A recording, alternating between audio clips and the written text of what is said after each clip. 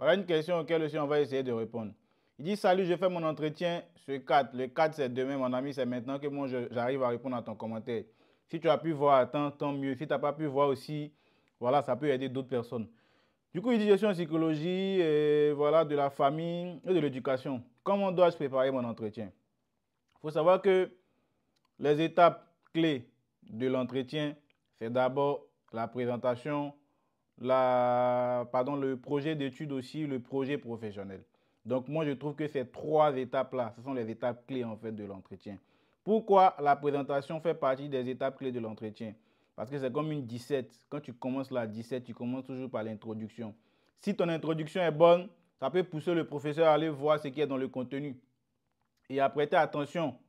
Si ton introduction n'est pas bonne, bah, peut-être que le prof va passer directement à la correction de ta conclusion. Est-ce que vous comprenez? Pourtant, peut-être que tu as quand même rajouté des bons trucs en fait dans ton développement. Donc, la présentation, c'est quand même important. Donc, la présentation permet en fait de donner genre un petit aperçu de nous, de notre parcours. Et quand on parle de parcours, on peut parler du parcours, comment dire, professionnel. On peut parler aussi du parcours genre éducatif et tout. Regrouper tout ça et puis créer une petite présentation, c'est-à-dire une petite bibliographie de nous, en quelque sorte. Pas une bibliographie, mais une petite biographie de nous. Voilà, excusez.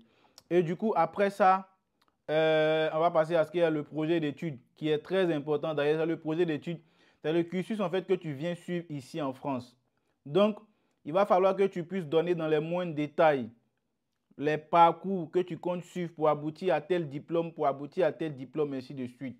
Par exemple, je suis en droit, j'intègre, en fait, je souhaite intégrer une licence 2 en droit pour aboutir à une licence en droit privé, ensuite m'orienter en master, comment dire, en droit des affaires ou droit des entreprises, et tout comme ça, pour aboutir à tel diplôme. Il faut donner les moindres détails. Et si possible, rentrer dans quelques détails pour dire que ouais, j'ai vraiment besoin d'être un peu plus forgé ou d'être un peu plus formé dans telle ou telle matière que j'ai retrouvée dans telle école qui me permettent en fait vraiment d'avoir des compétences nécessaires ou des compétences pardon, indispensables en fait à mon projet professionnel qui est de devenir juriste d'entreprise, patati patata. Et tu vois un peu le truc. Moi, je ne maîtrise pas trop ce qu'est psychologie. Je ne fais pas aussi du droit, mais je pense que c'est beaucoup plus simple de prendre un exemple en droit que de prendre des exemples en psychologie parce que c'est même pas qu'est-ce qu'on devient après. Il fait qu'on peut devenir psychologue, on peut devenir enseignant, mais après ça, le reste, là, il ne connaît pas trop. Donc, j'ai pris un exemple en fait dans le droit pour que tu puisses adapter en fonction de ton projet d'études et en fonction de ton projet professionnel. Est-ce que tu vois? Donc, le conseil aussi que je peux te donner, quand on te demande en fait c'est quoi ton projet d'études, quand tu finis de numérer en fait ton projet d'études, vaut mieux faire une transition pour passer directement pour dire que ce projet d'études que j'ai donné là, c'est pour aboutir en fait à tel projet professionnel. Est-ce que vous voyez un peu? Si on te demande le contraire, ton projet professionnel d'abord avant ton projet d'études, tu donnes ton projet professionnel et en fait, tu fais une transition en même temps pour ajouter le projet d'études pour dire que projet professionnel que j'ai donné là, voilà le parcours universitaire que je compte suivre en fait pour aboutir à ça. Est-ce que tu vois un peu le truc?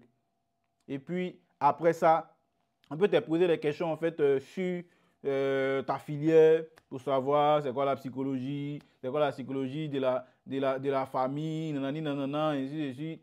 C'est sociologie, hein, c'est pas psychologie, hein, peu importe, c'est quel suit, c'est les exemples que je prends. Donc tu vois un peu, non? C'est un peu ça le truc. Une fois que genre, tu es dans ce mood-là, c'est fini, ton entretien va très bien se passer. Donc bonne chance à toi et puis j'espère que tu vas voir la vidéo à temps.